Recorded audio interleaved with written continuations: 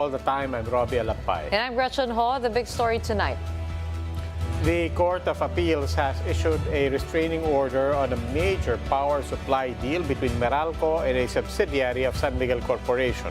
However, President Bongbong Marcos urges the CA to reconsider its decision, citing its impact on ordinary Filipinos. Shaila Francisco with the big story. The Court of Appeals has issued a temporary restraining order on the power supply agreement between San Miguel Corporation, South Premier Power Corporation, and Meralco. South Premier generates power while Meralco distributes it. This means that South Premier won't be supplying electricity to Meralco for now. Recall that the Energy Regulatory Commission earlier rejected SMC's petition for a rate hike of 30 cents per kilowatt hour. SMC said it has been losing billions of pesos because of higher global oil prices. The CA, on the other hand, favored South Premier. The appellate court agreed that implementing a power rate hike is the cheaper option, rather than having the contract terminated altogether. The TRO on the power supply deal will be in effect for 60 days. But the Power for People coalition said this is not enough to prevent a possible price hike. Way beyond that, ang papasanin ng electric consumers, yung bond na yan, mumu yan. Kung magkakaroon ng mga bagong kontrata, ang kalalabasan talaga niyan ay mahal na klase ng kuryente ang isusupply.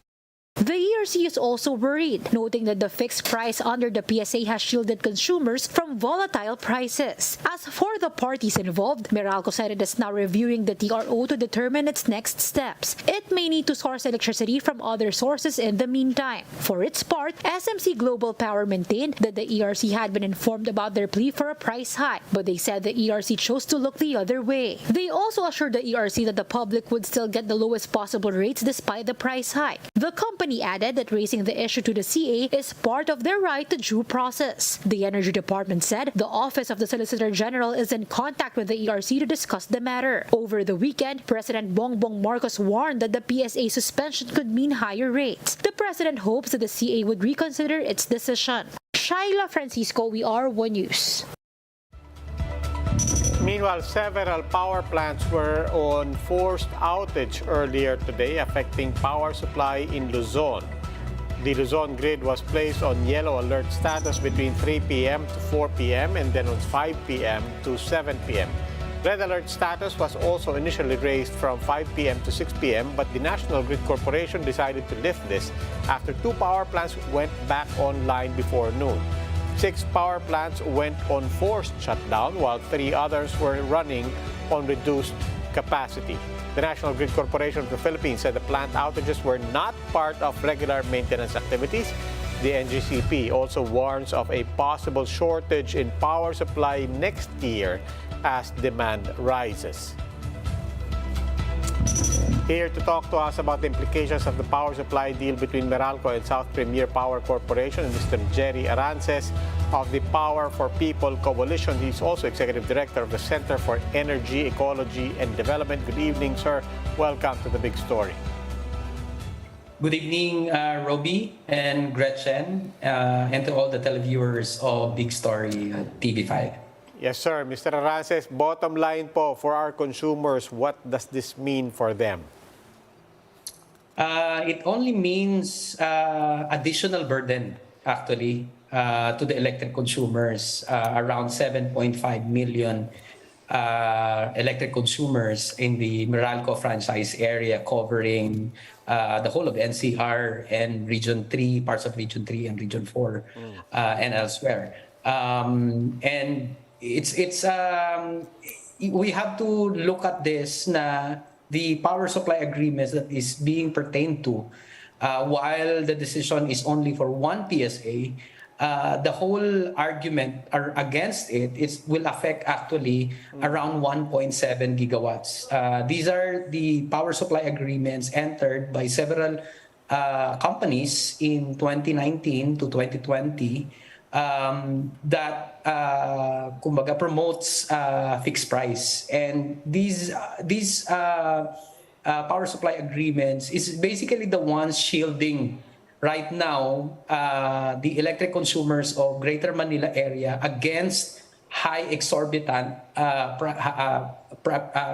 rate increases, which is felt across the country since the beginning of this year. Are those rate increases due to the rising fuel costs? Take us to the situation of our power supply. 6 power plants shut down today. We have the Luzon grid in yellow and red alerts. What is causing the problem? For one, in the last decade, it has been kumbaga, an ironic case because the Philippines has one of the very first renewable energy law. But unfortunately, what the previous administrations, especially the Department of Energy, led by the secretaries of the past administrations, prioritized the building of coal-fired power plants. We are relying around 50%, more than 50% of our electricity based on imported resources. And as the volatility of prices and the consideration in terms of phasing out coal globally, coal resources has been on the rise in the last 5 years. And in the recent times, it has skyrocketed to around 500% increase. So therefore, if you are very reliant on coal, among many other fossil fuel sources, then you will be very susceptible to international shocks. And such is the main reason why there is high prices of electricity nowadays in the Philippines.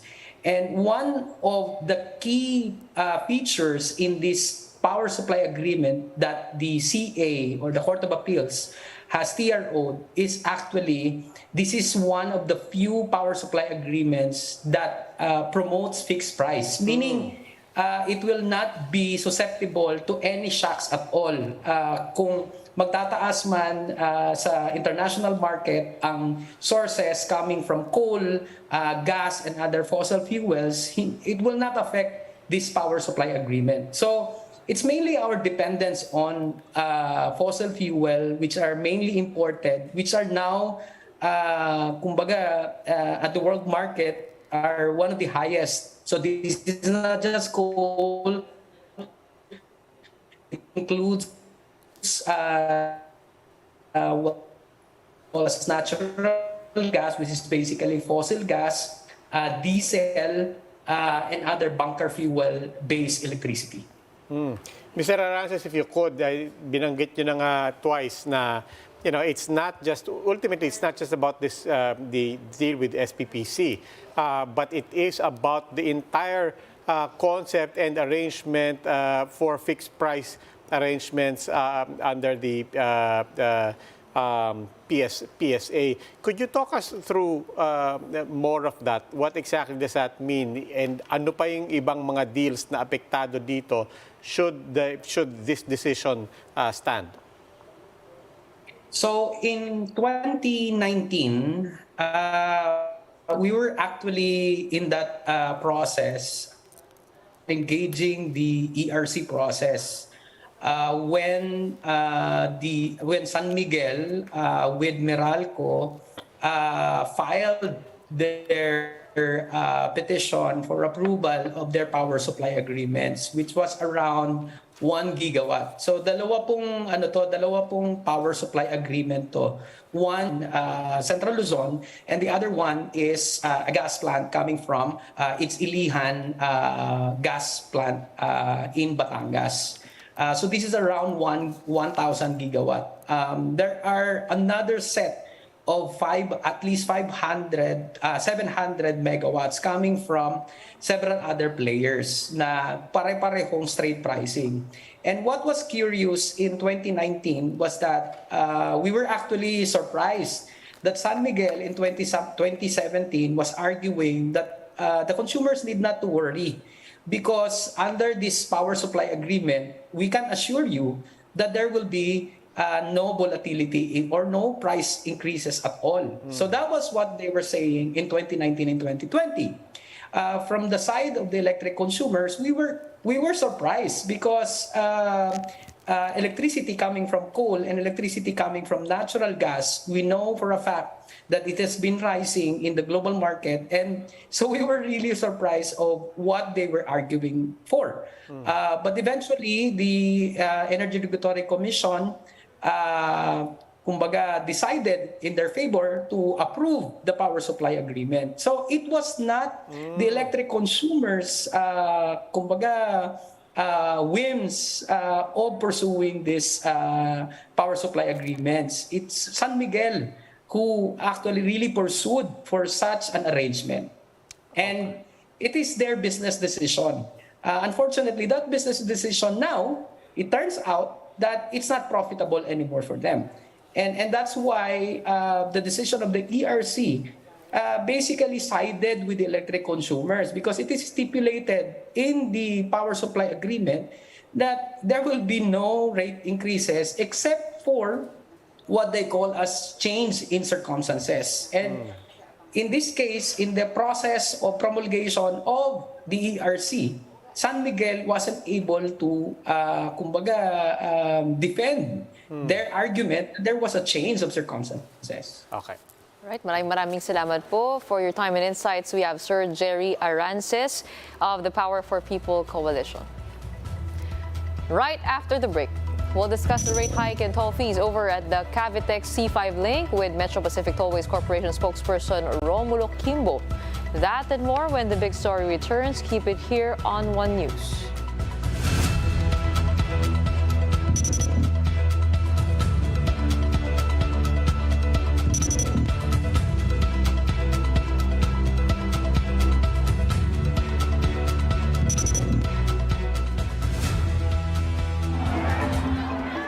So I've been almost 13 years in Shanghai, and I've never seen anything like it. I was just over around the corner at Wulumuchi Road. Thousands of people protesting China's COVID restrictions, also protesting people that have been arrested over the last couple of days. Demonstrations were seen in other major cities, from Beijing to the northwest Xinjiang region, in opposition to China's zero-tolerance COVID policies. The trigger came after virus restrictions were blamed for hampering rescue efforts in a deadly fire in Xinjiang last week. Hundreds of residents convened to mourn the dead, lighting candles and holding white papers, a symbolic protest against censorship. And in terms of trying to understand why frustration is boiling over, earlier in November, the Chinese government announced some easing measures, a virus playbook, 20 guidelines that were actually used in order to ensure that local government officials were using targeted measures to enforce the COVID zero regime. And now, a few weeks later, it seems like we're back to square one. So they've been backtracking on a lot of these guidelines that the national government had ordered.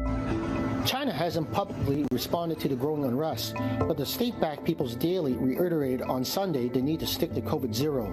China is in a difficult position. Xi and top leaders are unwilling to endure the fatalities that ensue when even the most vaccinated nations open up.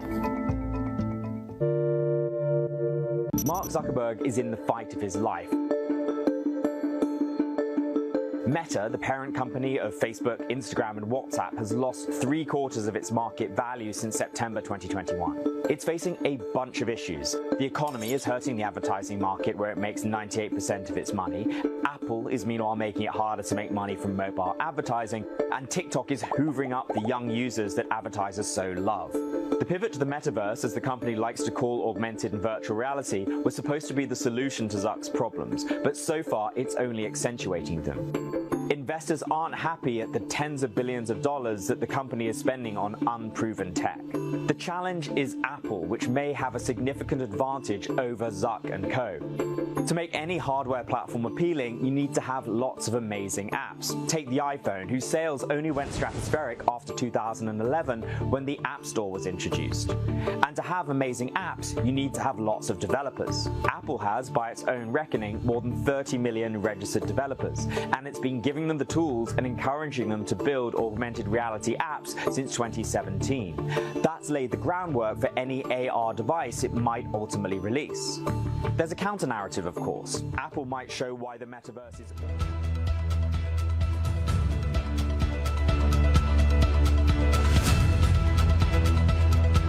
You're watching the big story here on One News.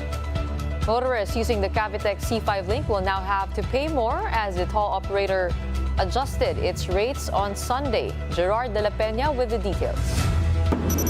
Motorists passing through the Cavitex C5 Link Expressway were ushered into the new week with higher toll prices. The Cavitex Infrastructure Corporation, which operates and manages the expressway, got the green light from the Toll Regulatory Board to charge higher toll fees. Class 1 vehicles will have to pay 35 pesos, up from 22 pesos.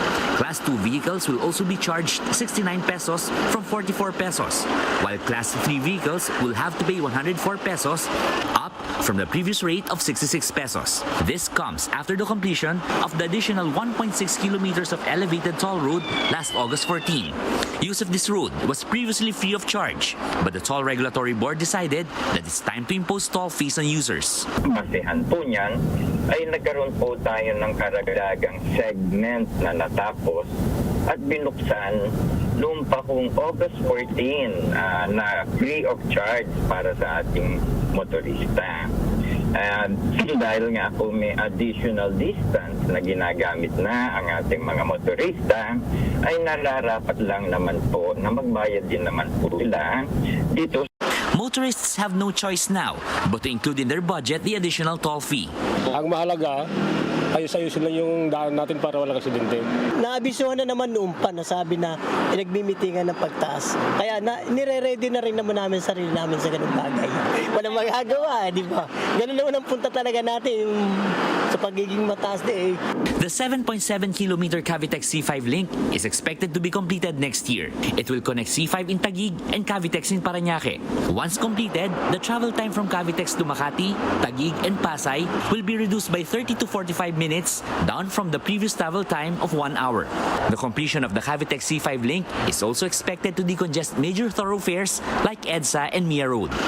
For News 5, Gerard de la Peña, We Are One News. Here to tell us more about this toll hike as well as their preparations for the upcoming holiday rush, we have with us on the show Mr. Romulo Kimbo Jr., Chief Communication Officer of the Metro Pacific Tollways Corporation. Good evening and welcome to The Big Story. Good evening, Gretchen. Good evening, Robbie. Thank you for having me. Hey, Mr. Romulo, is it just the extension of the segments that's causing the toll hikes, and how faster are travel times now? Well, thank you for that. The issue really is that the whole project is about 7.7 kilometers, as the report said. No, we're about more than halfway through. We already built 4 kilometers. This latest segment or section is an additional 1.6 kilometers. No, so that really improves the travel time for those who want to use C5 going all the way to Parañaque and Coastal. So the increase itself is technically not an increase because the rate per kilometer is the same, but the distance is farther. So you actually have our customers and motorists enjoying expressway service for a longer period. That's really what it means. But Attorney Kimbo, this affects everybody, even those not necessarily traveling the entire total of the distance? Opo. Yung ating pong project naman na 7.7, Robbie, isang project lang naman yun. Ano? Kaya lang sa takbo rin ng panahon at syempre sa right-of-way issues na rin, hindi naman natin mapagsabay-sabay. Kung tutuusin po, 7.7 kilometers, hindi po naman malaking problema yan from a construction viewpoint. But from a right-of-way viewpoint, that's where the rubber hits the road. No, medyo that's where we get our challenges. So we have to build it incrementally, what we call section by section or segment by segment, excuse me, and at the same time charge the motorists accordingly. The rate does not really differ; it's still the same rate per kilometer. How will this affect holiday traffic and your preparations for the expected rush in commuters and passengers on the road?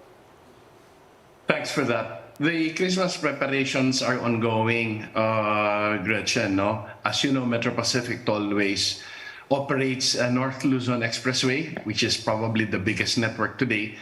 Subic-Clark Tarlac Expressway, which is used by our Baguio and Northern Luzon travelers. And of course, we have Cavitex, the one that starts in Coastal all the way to Cavite, to Kawit. And this C5 link is also ongoing. We also have the Cavite-Laguna Expressway or CALAX. So each expressway system has a slightly different customer behavior when it comes to holidays. They don't necessarily go out of Metro Manila all at the same time. So we anticipate that insofar as Cavitex is concerned, we think it's more manageable during Christmas, during the holidays. But for North Luzon, that's the big one. And Subic-Clark-Tarlac Expressway, that's really where the bulk of our holiday goers use. So preparations are ongoing. I think we still have enough time to sort of lay down the specific plans and programs. Suffice it to say that we are promoting from here on the extensive use of the RFID system. So to avoid hassle in the toll gates or in the toll plazas, it's still advantageous and helpful to use the RFID and to put a proper load for your toll whenever you travel. Attorney Kimbo, we have only time for one last question, pero lalahatin ko na dito. Una, yung Cavitex C5 link, we're expecting to have that completed by next year.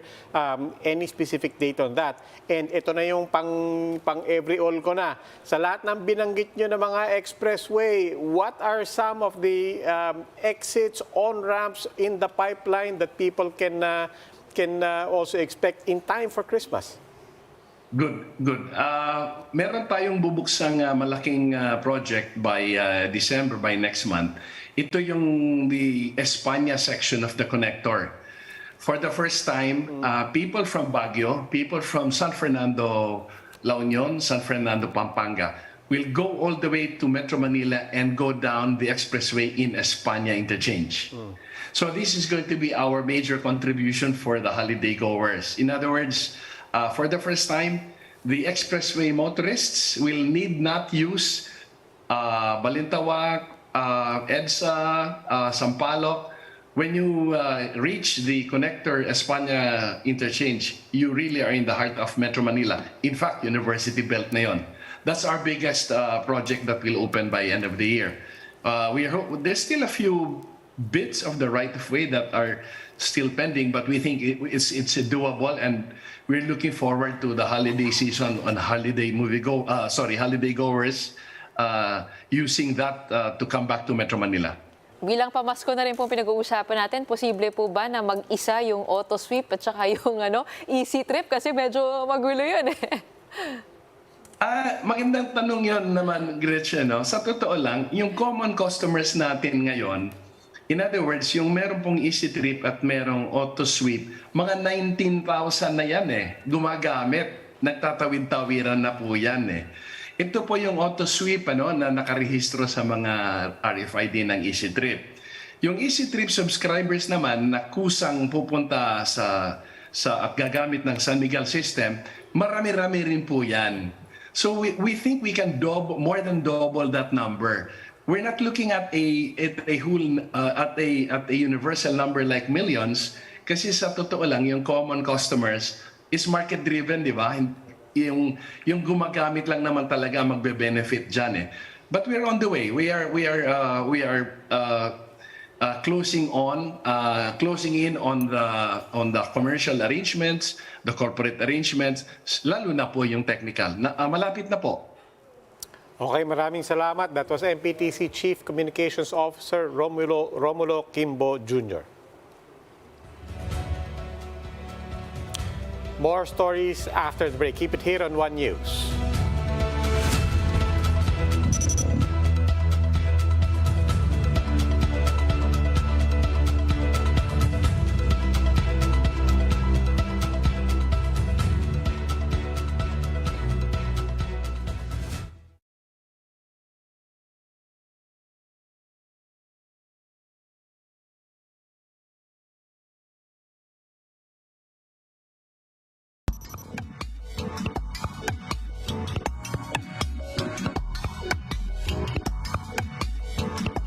チームラバー2001年から活動している、アートコレクティブです、いろんな専門家が集まって実験をする場所という意味で、チームラボを作りました。 Those experts range from international artists and architects to programmers and mathematicians seeking to navigate the convergence of art, science, tech, and the natural world. 大学院に行きながら始めたんですね。で、大学の専門は、サイエンス、特に物理や数学が、専門でした。今みたいにレンズで世界を切り取ると、画面が境界面となって、自分の身体と切り取った世界に境界ができてしまう。もしくは視点が固定されたり、フォーカスが生まれる。To explore what it means not to be constrained, Toshiyuki opened the world's first digital art museum in Tokyo, aptly called Team Lab Borderless. And he says advancements in technology has been the key to greater freedom of expression. From experimenting with interactive installations to having visitors step into water, Team Lab has wowed people all over the world in more than 50 cities. 物質とくっつくと、変化そのものを表現することが難しくなったり、物質から解放されることによって、変化することやその時間そのものも表現できるようになったと思っているんです。One of its most tucked away museums can be found in a forest in southern Japan. Team Lab's Digitized Nature project explores how digital tech can turn nature into art without harming it. あの場所はすごい大昔からね、森で、その江戸時代に一部がお庭になったような場所なんだけども、いろんな時代の人の営みが重なってきたような場所で、作品を通してね、長い時間が存在していることをね、普段よりもより、認知できたらいいなと思って作っているんだよね。Team Lab has no plans to slow down. Set to open a new museum in Abu Dhabi focused on the concept of environmental phenomena, slated to open in 2024.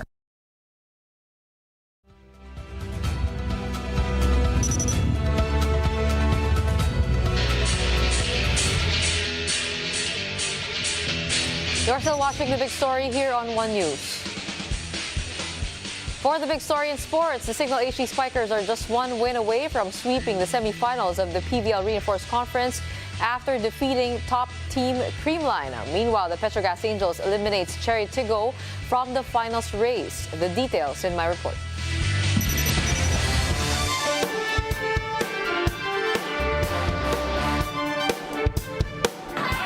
The Petrogas Angels bounced back big time in the second day of the semifinals of the PVL Reinforced Conference. After dropping their first outing against Creamline, the Angels came prepared for their second match and overpowered the Crossovers. And just like a well-oiled machine, the Angels swept the Crossovers 25-15, 25-17, 25-13. Lindsay Vanderweed led in the scoring department for the Angels with 18 points, while Myla Pablo regained her form and delivered 15 points for the win. The Angels now have a 1-1 win-loss card and will still have a chance for the final slot, while Cherry Tigo with 0-2 will now be relegated for the battle for third.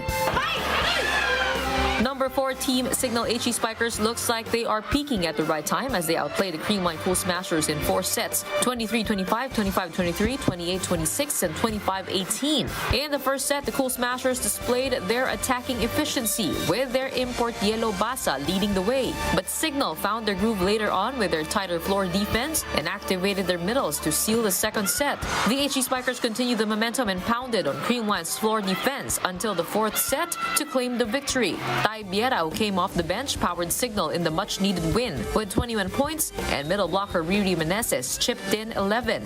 We had the same mentality after every single win, just keep getting better. On to the next one, we got Petrogas next, so we're not going to sit in this too much, but it's nice. The HD Spikers now leads the semifinals with 2 wins and 0 losses and has a big chance of booking their first finals appearance in the PVL. Nakaka-proud yung buong team, coaches and players, kasi ayun nga, I think first time namin nakuha namin na manalo against Creamline sa semifinal. Hopefully ma-maintain or ma-improve pa namin yung performance ng team namin.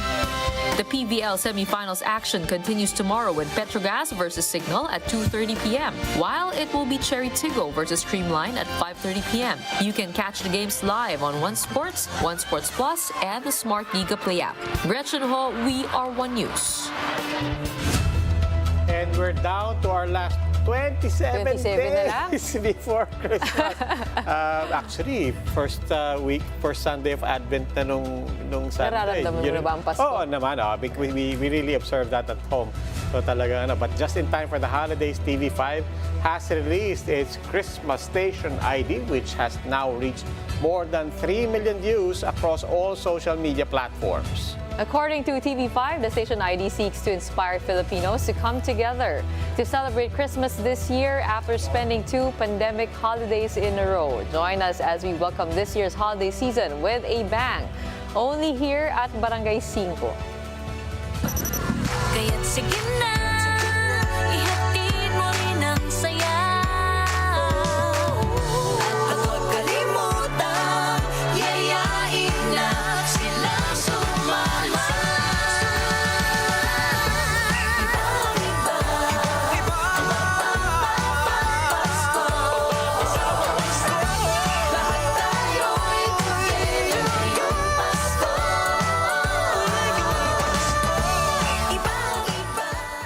Parang pumuti ka doon. Saan? Si Robby, di ba? Hindi ka nakuha yan. Sige. Anyway, that's the big story tonight. For more updates, follow News 5, The Philippine Star, and Business World Online. You may also log on to onenews.ph for more in-depth analysis. I'm Robbie Alampay. The big story is also available via Cignal Play app. Make a free account now at signalplay.com and stream One News anytime, anywhere. I'm Gretchen Ho. Stay safe, Philippines. We are One News, all sides, all the time.